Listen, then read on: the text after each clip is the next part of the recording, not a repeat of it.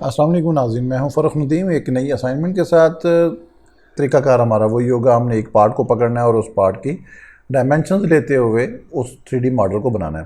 तो आए स्टार्ट करते हैं। साथियों, ये वाली हमारी अगली असाइनमेंट है। इस असाइनमेंट में हमने ये एक पार्ट बनाना है। इस पार्ट को भी थोड़ा सा समझ लेते हैं। ये एक स्लाइडर है या कोई भी इसको नाम दे लें, यानी इसके अंदर ये एक देखें स्लॉट बनी हुई है और उसके बाहर ये उसकी वॉल थिकनेस है। और यहाँ पे अगर इसका आप 3D मॉडल देखते हैं, 3D मॉडल में क्लोज करता हूँ ताकि आप इसको समझ सकें। 3D मॉडल है, 3D मॉडल में ये वही वाली जो स्लॉट है और उसके बाहर उसकी वॉल है और उसके ऊपर ये एक नोट बनी हुई है जिसमें सुराख करके और इसको साथ एक ये रिब दी गई है। वही बात जो मैं पहले भी कहता हूँ कि हम थ्रू असाइनमेंट कमांड्स को डिस्कस करेंगे ताकि आपकी प्रैक्टिस में वो साथ साथ आती रहें। मैं जूम आल करके इसको थोड़ा सा ब्रीफ कर देता हूँ। इनके तीनों व्यूज़ को यहाँ पे अगर आप देखते हैं, कोई डायमेंशन की मिसिंग हो जाना कोई बड़ी बात नहीं है, लेकिन कोशिश की गई है कि यहाँ पे तमाम डायमेंशन रखी जाएँ। तो सबसे पहले तो हम उस स्लॉट को डिस्कस करेंगे जो उसके इन साइड पे स्लॉट है। वो ये वाली स्लॉट है जिसका इस साइड पे रेडियस 15 है, सेंटर टू सेंटर डिस्टेंस 108 है और उसके बाद इसकी बाहर जो वॉल थिकनेस बनती है इनर 15 रेडियस और आउटर 34 रेडियस है। तो इस तरह से ये एक पूरा समझ ले के एक लूप है एक वॉल का। और ये जो नोड इसके ऊपर बनी हुई है इसके सेंटर के बिहाफ पे ऊपर जाके ये वाला सेंटर है और इसका बाहर से राउंड R25 यानी 25 रेडियस के साथ है। इसके अंदर ये जो होल हुआ है वो 18 का हुआ है। यहाँ पे इसको इसके साथ मर्ज करने के लिए 15 का रेडियस लगाया गया है। इस साइड पे इसको यहाँ पे शार्प ही इसके साथ लिंक किया हुआ है।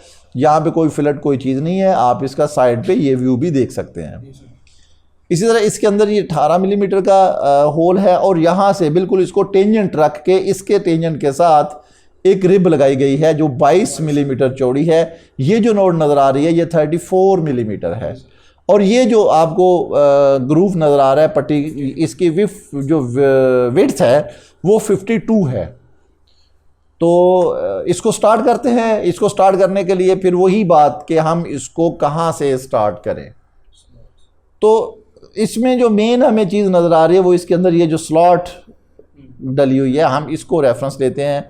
यहाँ से लेके यहाँ तक हम इसको बनाएंगे। अब इसको बनाने का तरीकाकार एक तो ये है कि हम इसको खड़े रुख पे बना लें, दूसरा ये है कि हम इसको, क्योंकि मैक्सिमम जो सरफेस हैं वो इधर मेट हो रही हैं। जी सर। ये रिब भी इस साइड पे जा रही है, ये नोट भी इस साइड पे मेट हो रही है और ये इटसेल्फ पूरा जो स्लॉट वाला ये वाला जो हिस्सा है ये भी इस साइड पे मेट हो रहा है। इसका मतलब है हमारा एक डेटम यहाँ पे आ जाएगा यानी इसके बिल्कुल बैक पे, और उसके बाद एक डेटम हमारा यहाँ पे आ रहा है क्योंकि मैक्सिमम सेंटर यहाँ पे आ रहे हैं। मैंने बार बार एक बात आपको कहता रहता हूँ कि कोई कहीं पे कोई ऐसी बड़ा कोई इसका रेफरेंस नहीं है कि हम ये कहते हैं जी डेटम यहीं आना ज़रूरी है।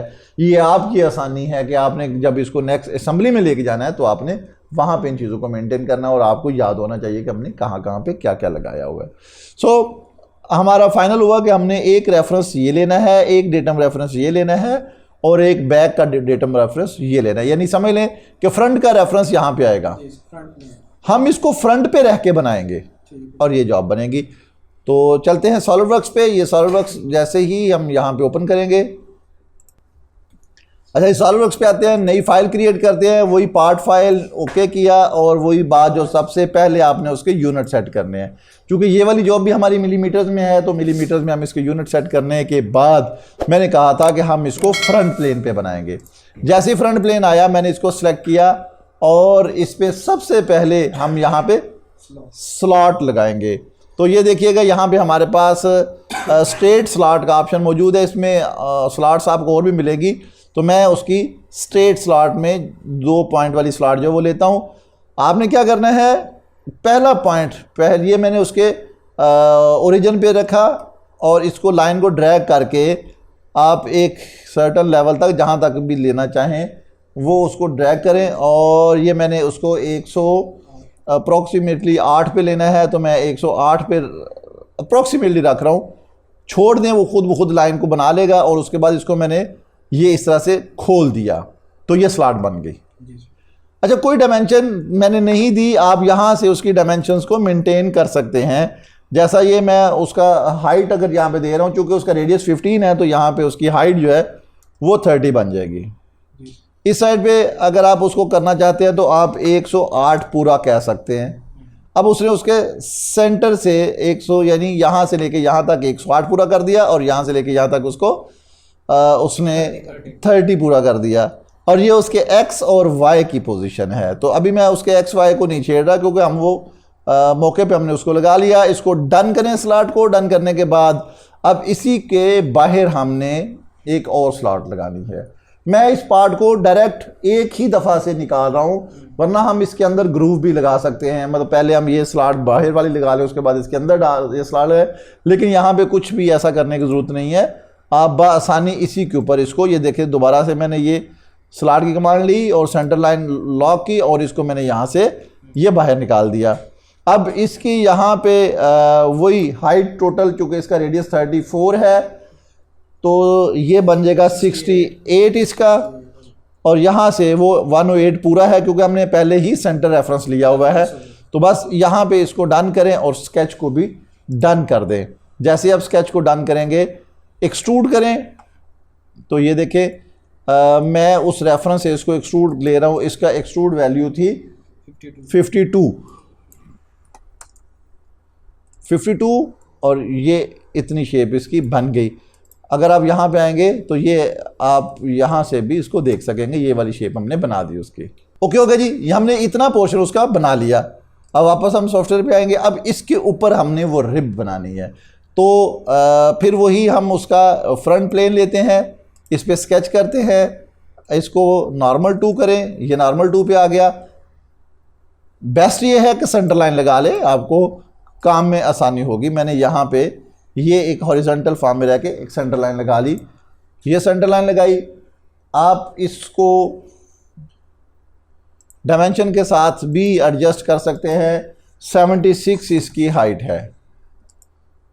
अब यहाँ पे रहते हुए मैंने ये सर्कल ड्रॉ किया, और इसका रेडियस है 25 और ये डाया इसका 50 हो जाएगा।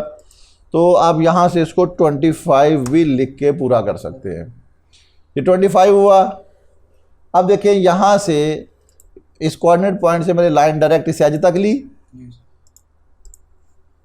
दोबारा से मैंने इस कोऑर्डिनेट पॉइंट से लाइन डायरेक्ट उसके इस एज तक ली।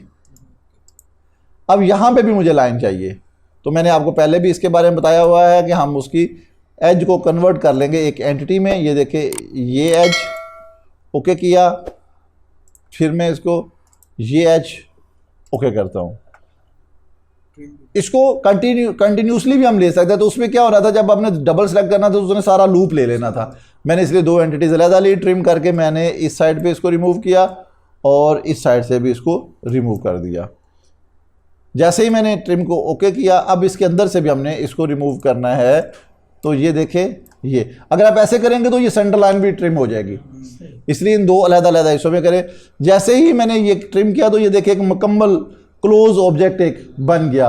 अब इसके अंदर जो होल हुआ है 18 मिलीमीटर का, आप यहाँ पे डायरेक्ट भी होल कर सकते हैं। उसकी वजह यह है कि ये होल कहीं पर भी आपकी ज्योमेट्री को डिस्टर्ब नहीं कर रहा।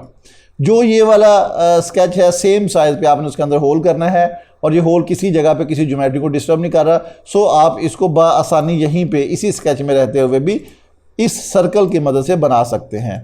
अगर आप इस होल को अलग से प्रॉपर्टीज देना चाहते हैं, यानी इसका ड्रिल भी अगर अंदर जाके आपको जब इसकी ड्राइंग बनाएंगे, जब इसके अंदर आप इसकी स्पेसिफिकेशन लिखेंगे, अगर तो कहते हैं कि वहाँ पे ऑटोमेटिकली इसके ड्रिल को मार्क करे, तो फिर आप यहाँ पे होल का फीचर यूज़ कीजिएगा।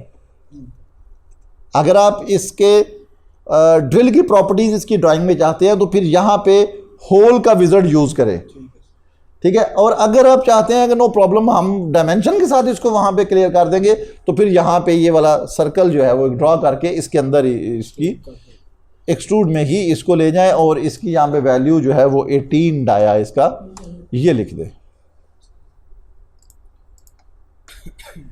होल का विज़िट हमने ऑलरेडी किया हुआ है, मतलब आप उसी तरीके से इसको कर सकते हैं, कोई नई चीज़ नहीं है। ओके करने के बाद स्केच हमारा ओके हो गया, इसको एक्सट्रूड कर दे।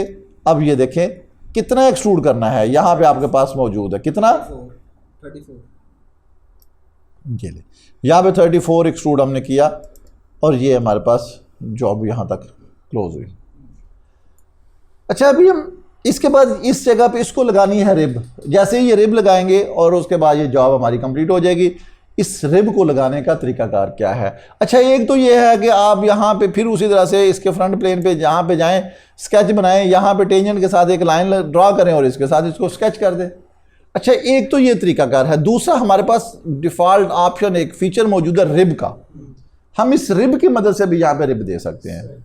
मैं रिब के फीचर को ऑन करता हूँ और रिब का फीचर जो है वो फ्रंट प्लेन पे हमने चूंकि ऑलरेडी सिलेक्ट किया हुआ था, फ्रंट प्लेन पे ही रिब का फीचर आया और इसको नॉर्मल किया मैंने। बहुत आसान है, आप एक लाइन लगाएं। रिब का जो सबसे मज़े की बात है वो यही है कि वो सिंगल लाइन से रिब जनरेट करता है। यहाँ से ली और यहाँ तक ये लाइन लगा दी। अच्छा, अब आपने इसके एज को पकड़ना है और इस एज को कंट्रोल के साथ पकड़े। सबसे पहले तो इसको बोले कॉन्सोनेंट, ताकि उसका जो सिरा है वो उस लाइन के ऊपर जाके बैठे। इसी तरह से दोबारा से मैं लेता हूँ इसको, इसके साथ कॉन्सोनेंट किया, ये भी इसके साथ हो गया। अब इस लाइन को सिलेक्ट करें और इस एज को सिलेक्ट करें, यानी ये लाइन और ये राउंड एज, और इनको टेंजेंट कर दें। इसी तरह से ये एज और ये लाइन और इनको आपस में टेंजेंट करें। देखिए यहाँ से यहाँ पर आपको फ़र्क भी मिलेगा। ये देखिए अभी वो टेंजेंट नहीं है, आप देखिएगा टेंजेंट कर दिया उसने, ठीक है। तो ये टेंजेंट करना भी बहुत ज़रूरी है। जैसे ही आपने इसको टेंजेंट किया, ओके करें।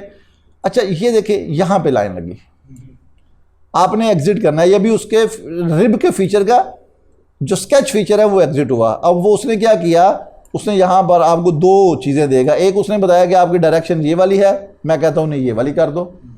दूसरी, वो बता रहा है कि जो रिब लगेगी वो इस लाइन के दोनों साइडों पे बढ़ेगी।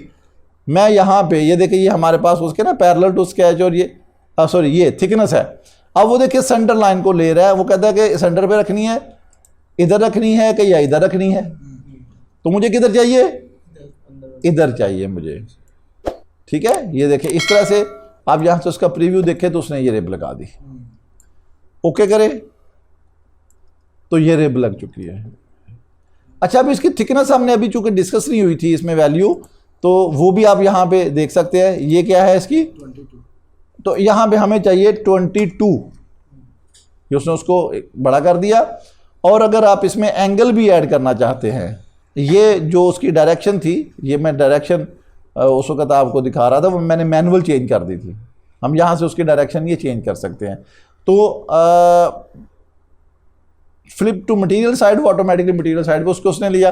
और ये अगर आप इसमें टेपर डालना चाहते हैं, यानी ये रिब में अगर एंगल डालना चाहते हैं, ड्राफ्ट तो ये है, इसको इंशाल्लाह हम नेक्स्ट डिस्कस करेंगे। तो यहाँ पे देखें ये रिब भी हमारे पास उसकी बन चुकी है।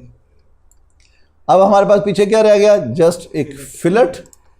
इस एज पे हमने फिलट लगाना है। 15। ये मैंने 15 लिखा और इसको डन कर दें।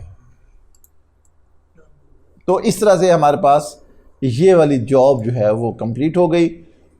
इस जॉब को आप देखें, ड्राइंग को भी देख लें, इसको भी देख लें। ये बिल्कुल क्लियरली वो चीज़ जो हम यहाँ पे देख रहे हैं वो सेम चीज़ हमारे पास सॉफ्टवेयर में बन गई है। आज की इस एक्सरसाइज में मैं इस उम्मीद के साथ हूँ कि आपको कुछ नए फीचर भी मिले होंगे, कुछ नई टेक्निक्स मिली होंगी।